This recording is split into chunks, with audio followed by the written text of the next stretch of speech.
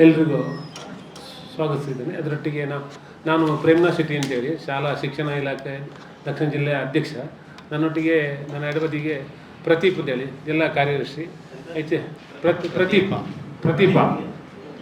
ಅದರೊಟ್ಟಿಗೆ ಈಚೆ ಬಲಬದಿಗೆ ತ್ಯಾಗಮ್ಮ ಅರೆಕಾಳ ರಾಜ್ಯ ಸಂಘಟನಾ ಕಾರ್ಯದರ್ಶಿ, ಶರ್ಲಿ ಮೇಡಮ್ ಅವರು ಸಹ ರಾಜ್ಯ ಸಂಘಟನಾ ಕಾರ್ಯದರ್ಶಿ, ಶರ್ಲಿ ಸುಮಾಲಿ ಮೇಡಮ್. ನಾನು ಪ್ರೇಮ್ನಾಥ್ ಶೆಟ್ಟಿ ಜಿಲ್ಲಾ ಅಧ್ಯಕ್ಷರು, ಈಚೆ ಪ್ರದೀಪ್ ಅವರು ಜಿಲ್ಲಾ ಕಾರ್ಯದರ್ಶಿ, ಇವರು ತ್ಯಾಗಮ್ಮ ಅರೆಕಾಳ ರಾಜ್ಯ ಕಾರ್ಯದರ್ಶಿ, ಆಚೆ ಶರ್ಲಿ ಸುಮಾಲಿನಿ ಅಂತೇಳಿ ಅವರು ರಾಜ್ಯ ಸಂಘಟನಾ ಕಾರ್ಯದರ್ಶಿ. ನಾವು ಇದೇ ಬರುವ ತಾರೀಕು 15/3/4 ಆದಿತ್ಯವಾರ ಪುತ್ತೂರಿನಲ್ಲಿ ರಾಜ್ಯ ಮಟ್ಟದ ಜಿಲ್ಲಾ ಮಟ್ಟದ ಶಾಲಾ ಶಿಕ್ಷಣ ಇಲಾಖೆ ನೌಕರರ ಒಂದು ಸಮಾವೇಶವನ್ನು ಏರ್ಪಡಿಸಿದ್ದೇವೆ. ಈ ಸಮಾವೇಶದಲ್ಲಿ ನಾವು ಪ್ರತಿಭಾವಂತ ಶಿಕ್ಷಕರನ್ನ ಗುರುತಿಸಿ ಅದರೊಟ್ಟಿಗೆ ಬೋಧಕೇತರ ಸಿಬ್ಬಂದಿಯನ್ನು ನಾವು ಅವರಿಗೆ ಪುರಸ್ಕಾರ ಮಾಡಲಿಕ್ಕಿದ್ದೇವೆ.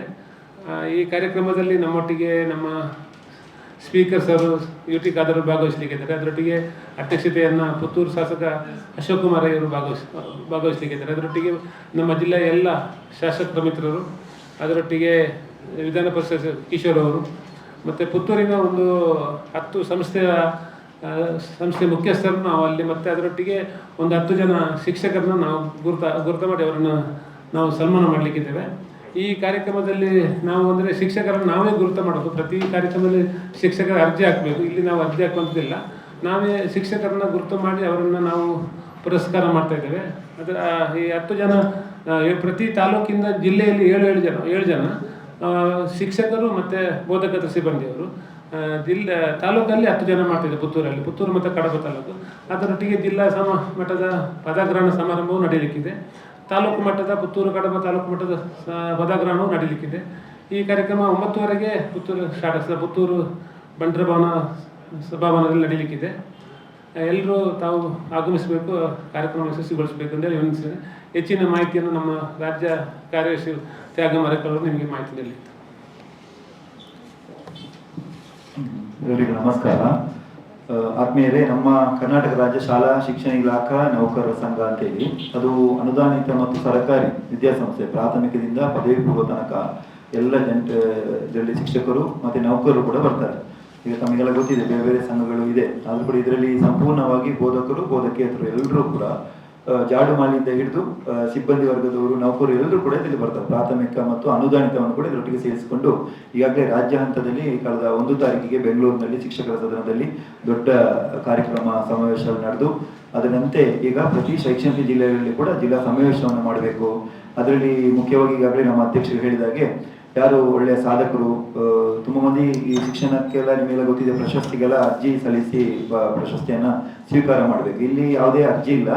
ಯಾರು ತುಂಬ ಒಳ್ಳೆ ರೀತಿಯಲ್ಲಿ ಕೆಲಸ ಮಾಡ್ತಾರೆ, ಯಾರಿಗೂ ಪ್ರತಿಫಲಾಪೇಕ್ಷೆ ಇಲ್ಲದೆ ಕೆಲಸ ಮಾಡೋರನ್ನು ಹುಡುಕಿ ಪ್ರತಿ ತಾಲೂಕಲ್ಲಿ ಒಬ್ಬೊಬ್ಬರನ್ನ ವಿದ್ಯಾರತ್ನ ಪ್ರಶಸ್ತಿ ಅಂತೇಳಿ 7 ಮಂದಿಗೆ, ಮತ್ತೆ ಸೇವಾ ಭೂಷಣ ಅಂತ ಹೇಳಿಬಿಟ್ಟು ಅದೊಂದು 7 ಮಂದಿಗೆ ಬೋಧಕೇತರ ಸಿಬ್ಬಂದಿಗಳನ್ನು ಆಯ್ಕೆ ಮಾಡಿ, ಅದು ಉಪನಿರ್ದೇಶಕರ ಕಚೇರಿ ಆಗಿರ್ಬೋದು, ಕ್ಷೇತ್ರ ಶಿಕ್ಷಣಾಧಿಕಾರಿಗಳ ಕಚೇರಿ ಆಗಿರ್ಬೋದು, ಒಟ್ಟು ನೌಕರರ ಅಧಿಕಾರಿ ವರ್ಗದವರಲ್ಲಿ 7 ಮಂದಿಯನ್ನು ಪ್ರತಿ ತಾಲೂಕಿಂದ ಒಬ್ಬರಂತೆ ಆಯ್ಕೆ ಮಾಡಿ ಅವರಿಗೆ ಕೊಡುವಂತ ಕೆಲಸವನ್ನ ಈ ಒಂದು ಇದರಲ್ಲಿ ಆಗ್ತದೆ.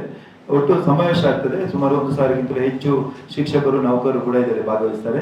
ಅದರೊಟ್ಟಿಗೆ ಇದು ಪುತ್ತೂರಲ್ಲಿ ಆಗುವಂತ ಮೊದಲ ಸಮಾವೇಶ ಆಗಿರೋದ ಕಾರಣ ಇದು ಮುಖ್ಯವಾಗಿ ಅಲ್ಲಿ ಅನುದಾನ ರಹಿತ ಸಂಘ ಸಂಸ್ಥೆಗಳು, ಶಿಕ್ಷಣ ಸಂಸ್ಥೆಗಳು ಬಹಳ ಒಳ್ಳೆಯ ಕೆಲಸಗಳನ್ನು ಮಾಡ್ತದೆ ಅಂತ ಹೇಳಿಬಿಟ್ಟು ಯಾವುದೇ ಶಿಕ್ಷಣದ ಕಾರ್ಯಕ್ರಮಗಳನ್ನ ಯಶಸ್ವಿಯಾಗಿ ಸಂಘಟನೆ ಮಾಡುವಲ್ಲಿ ಅನುದಾನ ರಹಿತ ವಿದ್ಯಾಸಂಸ್ಥೆಗಳ ಕೊಡುಗೆ ಅಪಾರ ಇದೆ. ಹಾಗಾಗಿ ಅವರನ್ನ ಇವತ್ತು ಯಾರು ಗುರುತಿಸುವುದಿಲ್ಲ.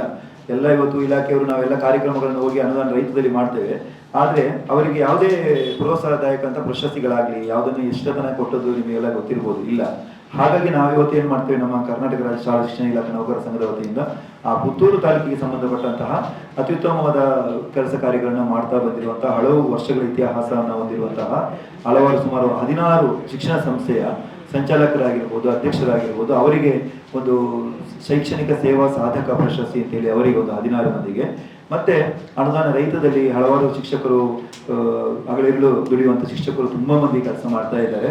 ಸಂಬಳ ಕಡಿಮೆ ಇದ್ರೂ ಕೂಡ ಅವಳು ಒಳ್ಳೆ ರೀತಿಯಲ್ಲಿ ಕೆಲಸ ನಿರ್ವಹಿಸುವಂತಹ ಶಿಕ್ಷಕರನ್ನ ಗುರುತಿಸಿ ಸುಮಾರು ಒಂದು 10 ಮಂದಿಗೆ ಶಿಕ್ಷಣ ರತ್ನ ಪ್ರಶಸ್ತಿ ಅಂತೇಳಿ ಕೂಡ ನಾವು ಕಾರ್ಯಕ್ರಮದಲ್ಲಿ ಕೊಡ್ಲಿಕ್ಕಿದ್ದೇವೆ. ಮೊದಲು 9 ಈಗಾಗಲೇ ಅಧ್ಯಕ್ಷರು ಹೇಳಿದಾಗೆ 10 ಗಂಟೆಗೆ ಒಂದು ಪದಗ್ರಹಣ ಸಮಾರಂಭ ಅಂತೇಳಿ ಮಾಡಿ 10ವರೆಗೆ ಸರಿಯಾಗಿ ಗಣ್ಯ ಅತಿಥಿಗಳು ಎಲ್ಲ ವಿಧಾನಸಭಾ ಕ್ಷೇತ್ರದ ಶಾಸಕರು ಬರ್ತಾರೆ.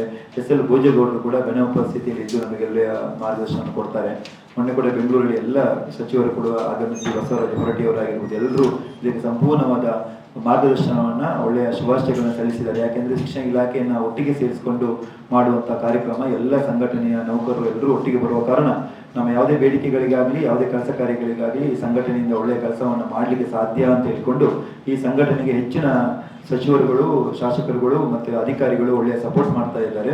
ಈ ನೆಲೆಯಲ್ಲಿ ನಾವು ನಡೆಯತಕ್ಕಂಥ ಕಾರ್ಯಕ್ರಮದಲ್ಲಿ ಎಲ್ಲ ನಮ್ಮ ಪತ್ರಿಕಾ ಮಾಧ್ಯಮದ ಬಂಧುಗಳು ಈಗಾಗಲೇ ನಮ್ಮ ಶಿಕ್ಷಣ ಇಲಾಖೆ ಯಾವುದೇ ಕಾರ್ಯಕ್ರಮ ಆಗಲಿ ಏನೋ ಕಷ್ಟಗಳು ನಷ್ಟಗಳು ಬಂದಾಗ ಪತ್ರಿಕೆಯವರು ಬಹಳ ಒಳ್ಳೆಯ ಶೀರ್ಷಿಕೆಲ್ಲ ನೀಡಿ ಶಿಕ್ಷಕರಿಗೆ ತೊಂದರೆ ಆಗುವಲ್ಲಿ ನಮಗೆ ತೊಂದರೆ ಆಗದಾಗೆ ಈಗಾಗಲೇ ಬೇರೆ ಬೇರೆ ಪೇಪರ್ನ ನಾನು ಹೇಳುವುದಿಲ್ಲ, ತುಂಬಾ ಈಗಾಗಲೇ ಬಂದಿದೆ. ಅದೆಲ್ಲವನ್ನ ನಮ್ಮ ರಾಜ್ಯ ಅಂತ ಇವತ್ತು ಅಧಿವೇಶನದಲ್ಲಿ ಕೂಡ ಬರುವ ಹಾಗೆ ಮಾಡಿದ್ವಿ.